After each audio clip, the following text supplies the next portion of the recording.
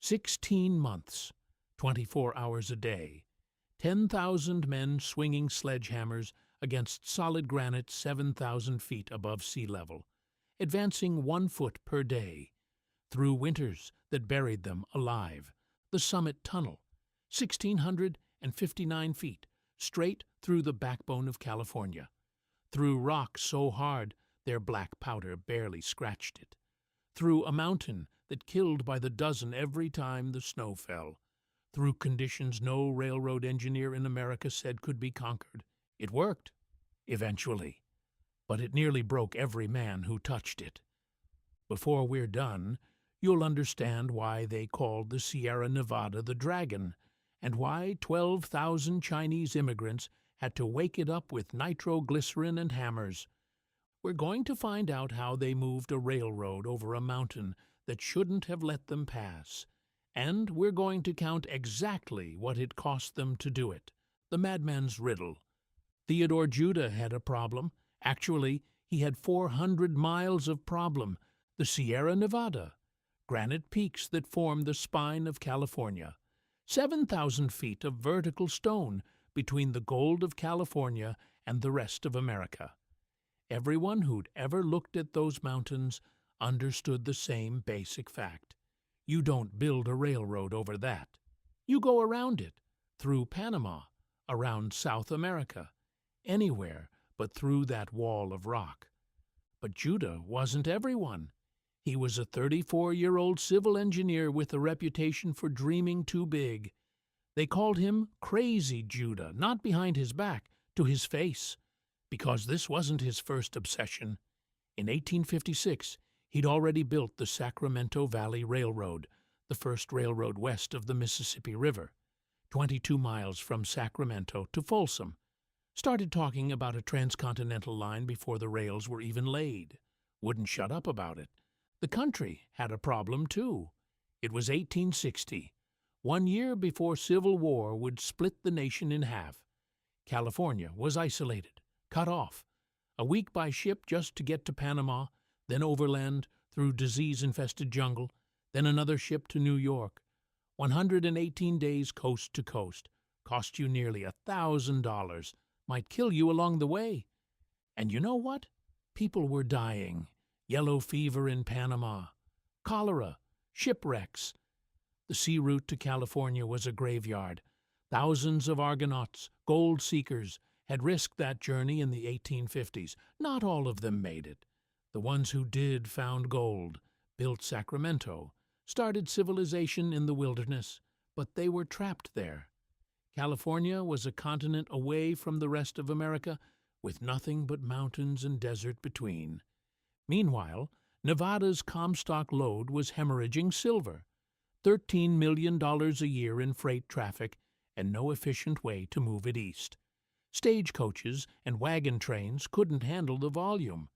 The West was rich, and the East needed that wealth, but the Sierra Nevada stood between them like a locked door, and no one had the key. Until July 1860, when a Dutch flat storekeeper named Doc Strong invited Judah to climb Donner Pass. You know that name. Donner, same place the Donner Party got trapped 20 years earlier. 87 people snowbound through winter 1846 to 47. 48 survived, the rest starved or froze. Some turned to cannibalism. That's the pass Judah was supposed to route a railroad through. But when he got to the summit, Judah saw something everyone else had missed. Most of the Sierra Nevada is double-ridged, 2 summits with a valley between them. You'd have to climb twice, which meant 2 brutal grades for a steam locomotive. Twice the engineering, twice the cost, twice the chance of failure. But Donner Pass wasn't double-ridged. It was a single, continuous rise. One climb to the top, then a straight shot down the other side following the Truckee River. He'd found his route, the only route. But finding it and building it were different problems. He needed money, lots of it, and he needed men willing to bet their fortunes on Crazy Judah's dream. He found them in Sacramento. 4 merchants. Leland Stanford, a lawyer and failed gold miner who'd opened a grocery store. Collis Huntington, a hardware merchant. Mark Hopkins, Huntington's business partner, the oldest of the group. Charles Crocker, a dry goods dealer. They called themselves the Associates. History would call them the Big Four. Sacramento shopkeepers, not railroad men, not engineers, just merchants who saw an opportunity. Each of them put in $1,500 to fund a proper survey, not a fortune, but enough to prove it could be done. In 1861, Judah and his crews spent the summer measuring every foot of that route. Surveyors with theodolites and measuring chains, climbing ridges, crossing ravines, mapping the impossible, confirmed what he already knew. It could be done. On July 1st, 1862, President Abraham Lincoln signed the Pacific Railroad Act into law. The Civil War was raging. Lincoln needed California's gold and Nevada's silver, needed the West bound to the Union, needed it fast. The act authorized two companies to build toward each other from opposite coasts. Union Pacific would build west from Council Bluffs, Iowa. Central Pacific, Judah's company, would build east from Sacramento. The race was on. More miles meant more money. The federal government would pay $16,000 per mile for flat land, $32,000 between mountain ranges, $48,000 per mile through the mountains themselves, plus land grants, 6,400 acres per 10 miles of track, later doubled to 12,800. And here's where it gets interesting. That payment structure meant the Big Four had every incentive to claim as many mountain miles as possible. 48,000 per mile versus 16,000? That's triple the profit. So the question became, where exactly do the mountains start? Who decides? The answer? A state geologist named Josiah Whitney. And the Big Four made very sure Josiah Whitney understood which side his bread was buttered on. The official base of the Sierra got pushed westward. Flatter land suddenly became mountain construction. More profit per mile. The bigger problem? None of them had actually started building yet. And Theodore Judah, the man who'd solved the riddle, who'd surveyed the route, who'd made the whole thing possible, was about to vanish from his own story.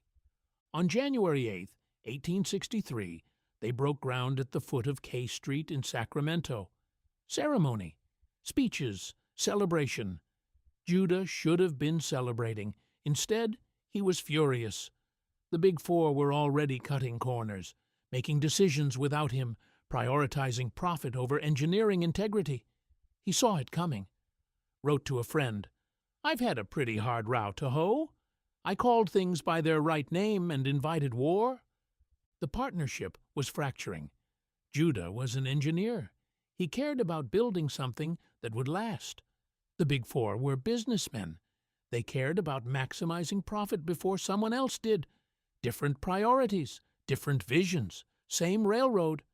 In October 1863, Judah boarded a ship to New York. He planned to find new investors, Vanderbilt money maybe, railroad money from the East, buy the Big Four out, take control back. He never made it. Crossing the Isthmus of Panama, he contracted yellow fever. On November 2nd, 1863, at age 37, Theodore Judah died in a New York hotel room in his wife Anna's arms. Here's the bitter irony. If the transcontinental railroad Judah was trying to build had already existed, he could have crossed the country in 6 days instead of risking the Panama route. The very railroad he envisioned would have saved his life. The transcontinental railroad he'd envisioned wouldn't be completed for another 6 years. He'd never see it, never ride the rails through the pass he'd discovered. The man who made it possible died before a single rail was laid through the Sierra Nevada. Within days of his death, the Central Pacific's first locomotive, the Governor Stanford, made a trial run over the first 500 feet of track in Sacramento. The Big Four didn't slow down. They had a railroad to build and a dragon to slay. But first, they had to find someone crazy enough to actually swing the hammers. 1,600 feet through hell. Here's the problem with granite.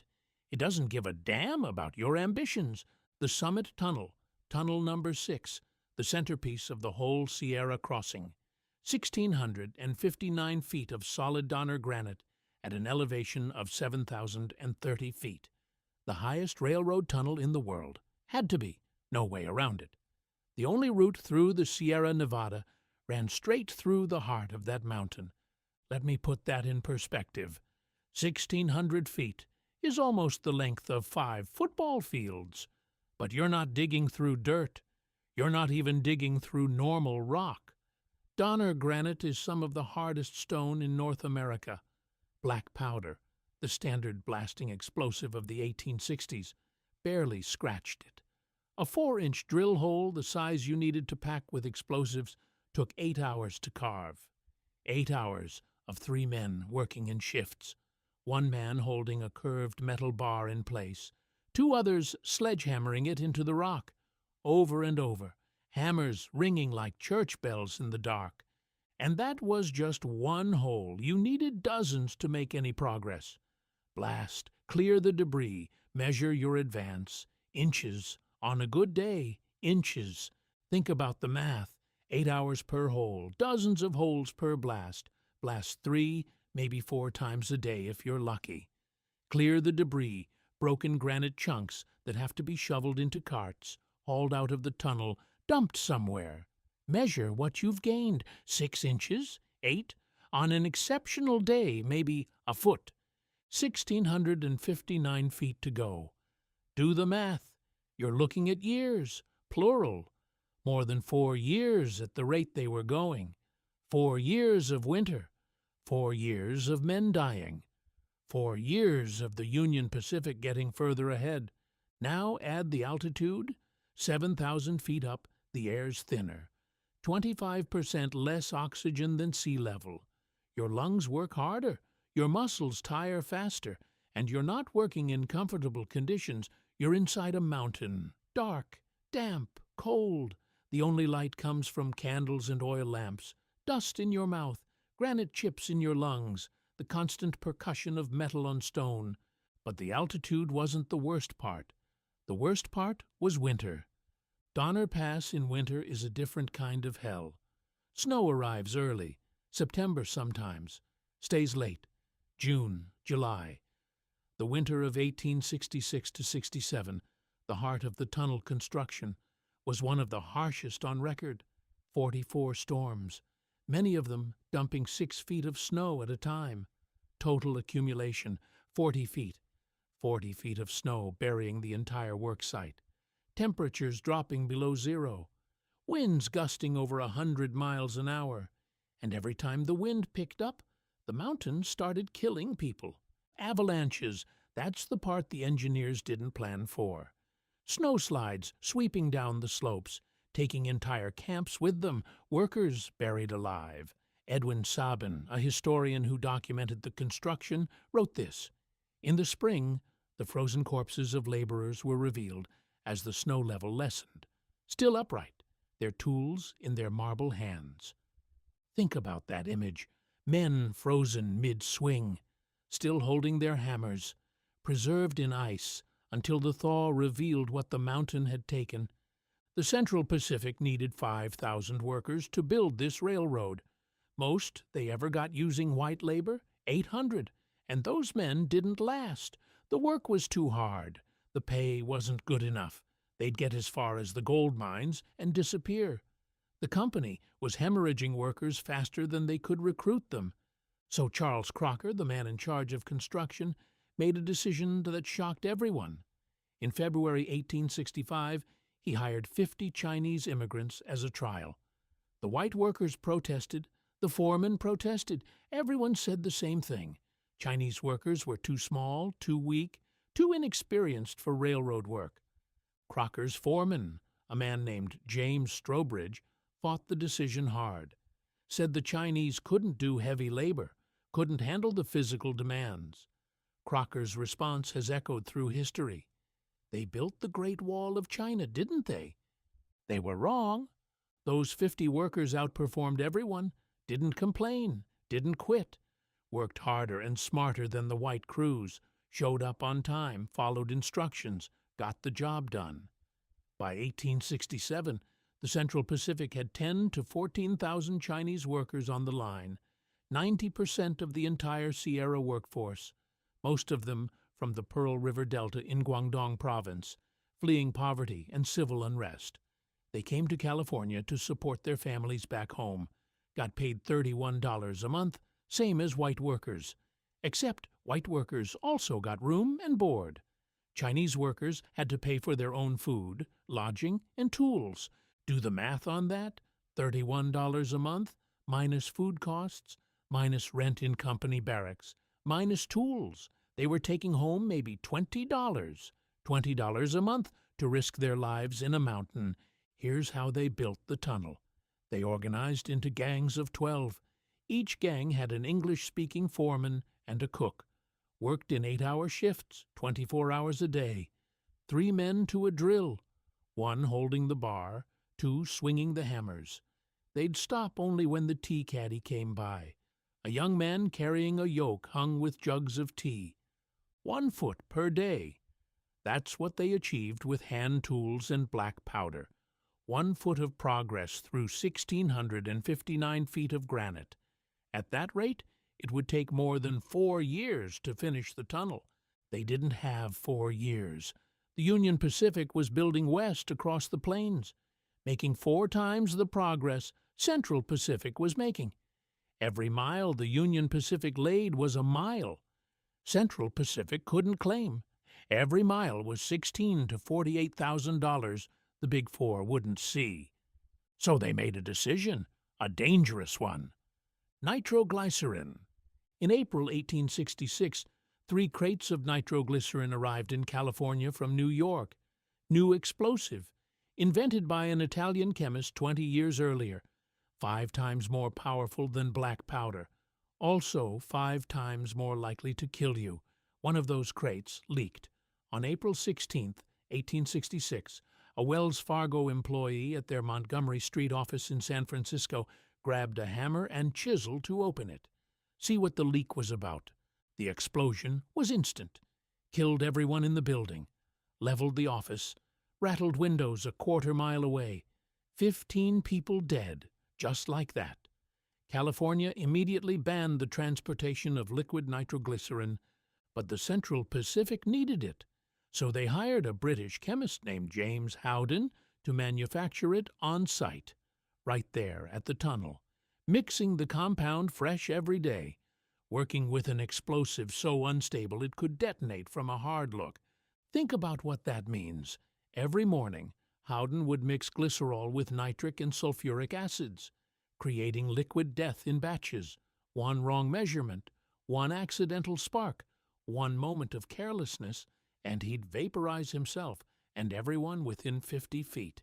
He did this for months, every single day. Manufactured enough nitroglycerin to blast through hundreds of feet of granite. How many times did he almost die? We don't know. The records don't say. It worked. Sort of. Progress increased, but the cost increased too. Premature detonations became common. Workers blown apart without warning. One account describes a massive tunnel explosion on June 19, 1867, that killed 1 white worker and 5 Chinese workers. Another describes a cave-in where 2 unexploded charges suddenly detonated after workers had been sent back in. 10 to 20 men killed in an instant, and they couldn't stop. Stopping meant losing the race, losing the money, losing everything. So they devised a solution, a brutal one. They sank a vertical shaft from the top of the mountain straight down into the tunnel route, 75 feet deep, 8 by 12 feet wide. Took 85 days to dig, through granite, from the top of the mountain, blind, hoping it would hit the tunnel route at the right spot. But once it was done, they could attack the tunnel from 4 directions at once. East portal, west portal, and 2 crews working from the center, 1 heading east, 1 heading west. They used a stripped-down locomotive at the top of the shaft to haul debris out. 4 work faces going simultaneously. Progress accelerated. 1 foot per day became 2 feet, then 3. But the danger didn't decrease. It multiplied. The mountain wasn't done fighting. The men who couldn't see the sun. You want to know what it was like? Living at 7,000 feet in the middle of the worst winter in recorded history. Summit Camp. That's where the Chinese workers lived. 1- and 2-story wooden buildings constructed to endure the heavy snow. Built just above the east entrance to Summit Tunnel. The camp stayed operational from 1865 through 1869. Longer than most construction camps because the tunnel work took so long. Here's the thing about 40 feet of snow. You can't walk through it. You can't dig paths fast enough. The snow falls faster than you can shovel. So, the workers excavated snow tunnels. Tunnels under the snow to get from their barracks to the work sites. Tunnels to the mess hall. Tunnels to the supply depot. They lived underground. Not just working underground in the mountain, but living underground beneath the snow. Many workers could barely see the sun in winter as they traveled back and forth between their houses and tunnels under the snow for months. Months? Imagine months without seeing daylight. You wake up in a dark barracks at 4 in the morning. Walk through a snow tunnel, barely tall enough to stand, ice on the walls, pitch black except for the lantern you're carrying. Emerge into another dark tunnel in the mountain. Work your 8-hour shift hammering granite by lamplight. 3,000 hammer blows, 4,000, 5. Walk back through the snow tunnel. Eat rice and vegetables in a dark mess hall. Sleep on wooden bunks. Repeat. For months. The smell alone would break most men. Wet wool. Unwashed bodies packed into close quarters. Smoke from cooking fires. The metallic tang of granite dust that never quite left your nose. Lamp oil, the sour smell of fear and exhaustion, no showers, no baths, just snow melted for drinking water and the occasional wipe down with a rag. And it wasn't just the isolation, it was the cold.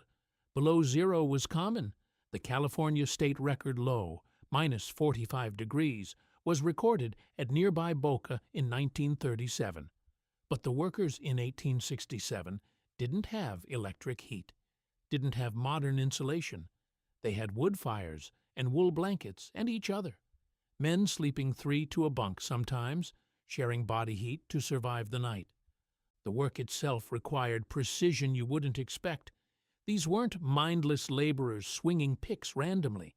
They were drilling exact holes at exact angles to maximize the explosive force.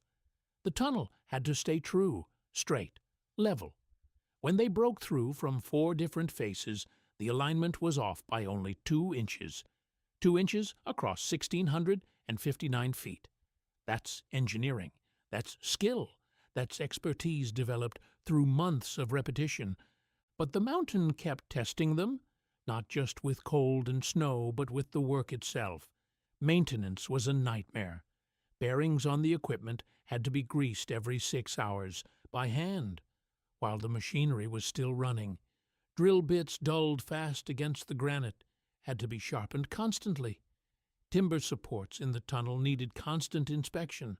One weak beam could bring the whole ceiling down, and it did, more than once. And then there was the noise.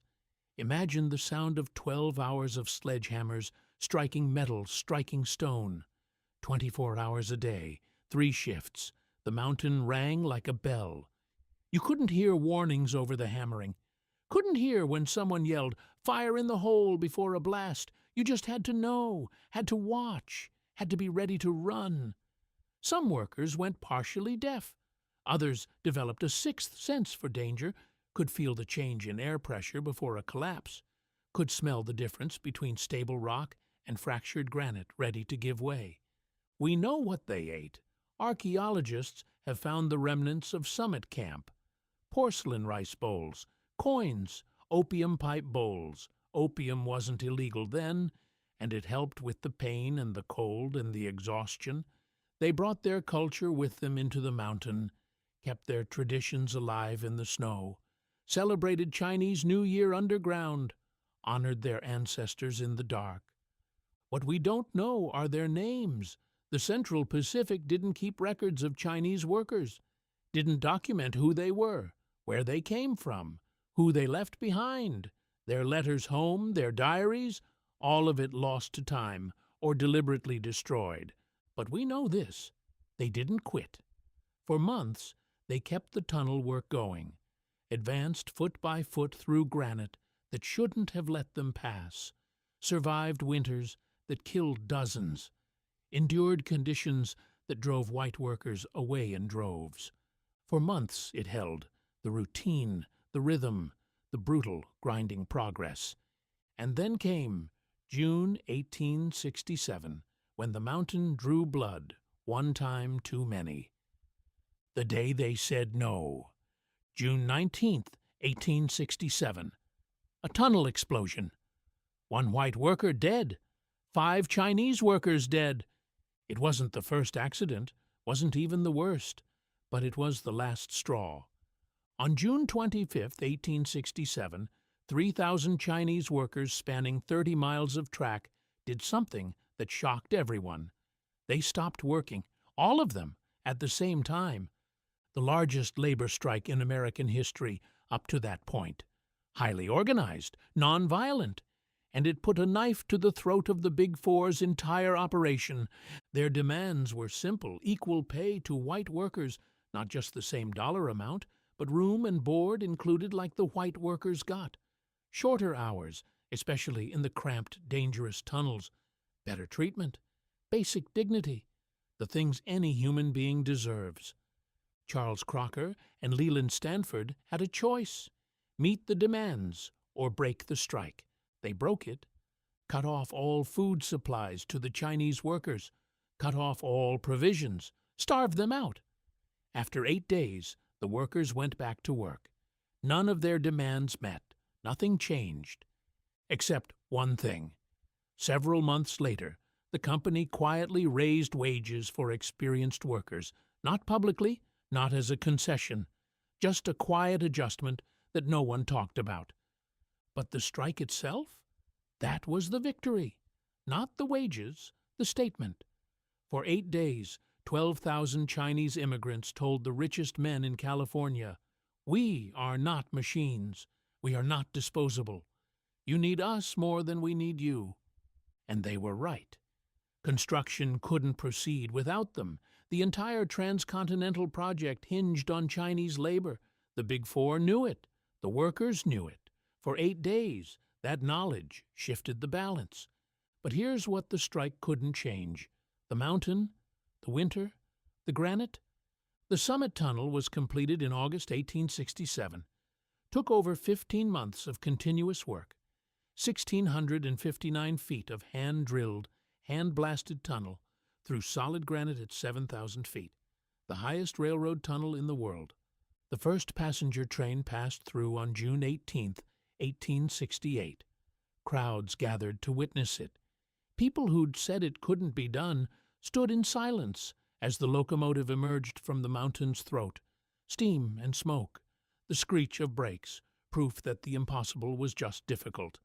By then, the Central Pacific had broken through the mountains. The hard part was over. Ahead lay Nevada. Flat, easy. The race was on. But the mountain had taken its toll.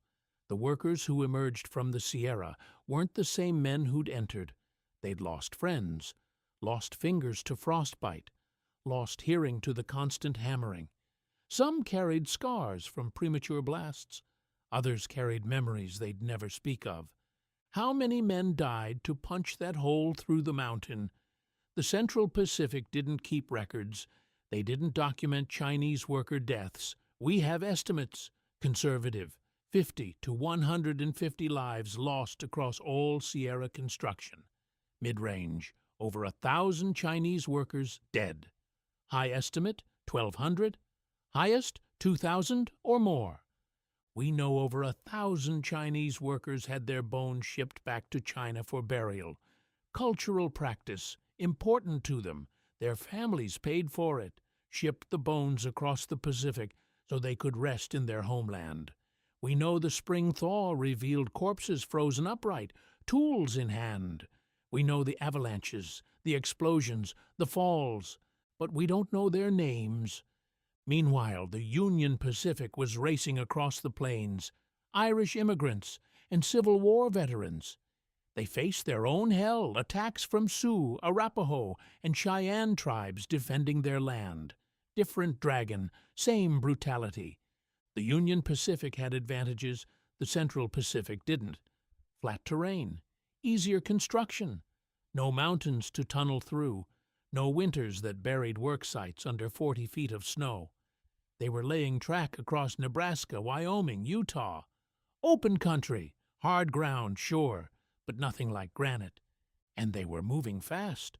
By summer 1867, while the Central Pacific was still hammering through the Summit Tunnel, the Union Pacific had covered nearly 4 times the distance. The gap was widening. The Big Four were falling behind, losing money with every passing day.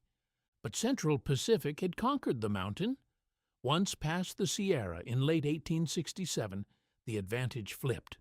The Central Pacific crews knew how to work, how to survive, how to move earth and lay track faster than anyone thought possible. They'd spent years fighting granite and snow. Nevada's desert was easy by comparison. The competition became fierce. Both companies started cutting corners, hastily built bridges, poorly graded track, anything to claim more miles, more government bonds, more land grants. The quality suffered, but the speed increased. On April 28, 1869, Central Pacific track crews laid 10 miles of track in one day. One day, still a record, a message to Union Pacific: you think you're winning? Watch this. 10 miles in one day. Think about what that means. Grading the roadbed, laying ties, 3,000 ties per mile, 30,000 ties, placing rails, 56 pounds per yard of iron, thousands of tons, spiking them down, 400 spikes per rail, ballasting the track, 10 miles, from sunrise to sunset. It was a feat of logistics and muscle that's never been matched. By early 1869, the two companies were within 4 miles of each other, both racing, both building parallel grades in some places, refusing to meet, trying to claim more miles. President Ulysses S. Grant told them to pick a meeting point, or he'd withhold federal funding. Hastily, they chose Promontory Summit, Utah Territory, just north of the Great Salt Lake. May 10, 1869, 12:47 p.m. The Golden Spike driven into the last tie. The Transcontinental Railroad was complete. Coast to coast, 118 days reduced to 6, $1,000 reduced to $150. The nation erupted in celebration. Telegraph lines carried the news instantly. Church bells rang from San Francisco to New York. The continent was connected. And in that famous photograph, the one of the Golden Spike ceremony, with engineers and dignitaries and railroad men celebrating, there's not a single Chinese worker visible. Not one. They'd built it. They'd died for it. They'd punched through a mountain that everyone said couldn't be crossed, and they were erased from the picture, where titans go to die.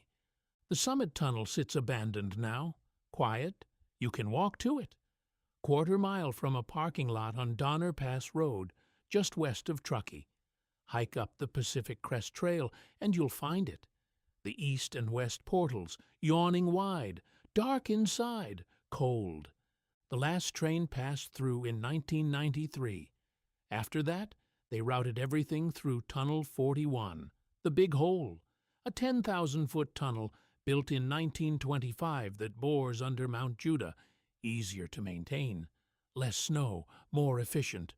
The original tunnel still stands, 1,659 feet of hand-carved granite. The walls show the drill marks, the pattern where the sledgehammers hit metal, hit stone. You can see it if you look close. The rhythm of the work frozen in rock. Stand inside that tunnel today, and you can still feel it. The cold, the damp, the weight of the mountain pressing down. Run your hand along the wall, and you'll feel the divots. Each one a hammer blow, each one 8 hours of work, each one a piece of someone's life spent in the dark. There's no historical marker, no plaque, nothing that says, this is where 12,000 men changed America. Nothing that says, people died here. The tunnel's been overrun by graffiti artists and adventure seekers. The walls that witnessed history are now canvas for spray paint. In 2025, the American Society of Civil Engineers finally designated it a National Historic Civil Engineering Landmark, over 150 years late. But at least it's recognized. Other pieces remain. The Chinese wall, that 75-foot-tall handcrafted stone retaining wall, still stands. More than a century and a half old, and it hasn't crumbled. That's craftsmanship. That's pride in work. Built to last, built to endure. You can still see the individual stones, each one placed by hand, each one fitted perfectly to the one beside it. No mortar that's given way, no cracks that threaten collapse. Just solid stone holding back a mountain. Tunnels 1 through 5 and Tunnel 13 are still in use on Track 1. Freight trains still rumble through them. The snow sheds, the ones that weren't destroyed by avalanches, were eventually replaced by concrete. Some of those concrete replacements are still standing. 37 miles of them originally. Built between 1867 and 1869. Massive timber galleries that cost a fortune to maintain, most gone now, but you can still see sections along Interstate 80. Gray concrete galleries protecting the tracks from avalanches that still come every winter. What replaced the dragon? Technology. Dynamite became available in 1868, too late for the Sierra, but it revolutionized blasting after that. Diesel locomotives, electric power, modern snowplows, better materials, deeper tunnels, safer routes. But here's what they couldn't replace: the proof. The Summit Tunnel proved that nothing is impossible if you're willing to pay the price. It proved that 12,000 immigrants with hand tools and nitroglycerin could move a mountain. The railroad changed everything, enabled the American West to exist as we know it. Every bridge in Nevada, every town along the line, every city that sprang up because the railroad made it possible to get there. None of it exists without the Summit Tunnel, without the Chinese workers who swung those hammers. San Francisco, Sacramento, Reno, Salt Lake City, Denver. Every western city connected by that iron spine. Every farm that shipped produce east. Every silver mine that moved ore to market. Every settler who rode west to claim land. Every fortune made. Every town built. All of it made possible by men who drilled granite in the dark. The impact was immediate and massive. Within 5 years of completion, thousands of towns sprang up along the route. Farmland that had been worthless became valuable. Cattle could be shipped to Chicago in days instead of months. Fresh fruit from California reached New York before it spoiled. The price of manufactured goods in the West dropped by 70%. The West became accessible, became livable, became America. Except the country tried to forget them. 13 years after the railroad was completed, Congress passed the Chinese Exclusion Act of 1882, banned Chinese immigration for 10 years, then extended it, then made it permanent, led to violence, over 200 incidents in California alone, roundups, lynchings, forced migrations. The same men who built America's spine were driven out, beaten down, erased. For 100 years, the story of the Transcontinental Railroad barely mentioned Chinese workers. The Big Four got the credit. Leland Stanford founded a university with his railroad wealth. The engineers, the investors, the white foremen, not the men who actually built it, not the men who died for it. It took until 2019, the 150th anniversary, for major recognition efforts to begin. Stanford University launched the Chinese Railroad Workers Project. Researchers started documenting what little evidence survived. Archaeologists excavated Summit Camp, found those porcelain bowls and opium pipes. Proof they were there. Proof they mattered. But we still don't have their names, most of them. The Central Pacific destroyed or lost the records. The letters home, the diaries, all of it gone. Deliberate erasure or negligent loss. We'll never know. What we have is the tunnel. 1,659 feet of granite that shouldn't have been possible. 2 inches of alignment error across a quarter-mile of blind drilling, and the knowledge that 12,000 men did it with hammers and nitroglycerin and bare hands. You look at the Hoover Dam and see concrete, but it's not a dam. It's a testament to the men who believed they could cage a river. Same with the Summit Tunnel. It's not just a hole through a mountain. It's proof that the impossible is just expensive. Proof that courage and muscle can overcome stone. The dragon's still there. The Sierra Nevada hasn't changed. 7,000 feet of granite, same as it was in 1867. Winter still drops 40 feet of snow. Avalanches still roar down the slopes. The mountain hasn't gotten softer. Hasn't forgiven. Hasn't forgotten. But we don't need to fight it anymore. We have Tunnel 41. We have Interstate 80. We have safer routes, easier ways. We've learned from what they did, built on what they proved possible. The Summit Tunnel sits quiet now, waiting. The granite remembers. The walls still show the scars. They don't make them like that anymore. Not the tunnels, not the men.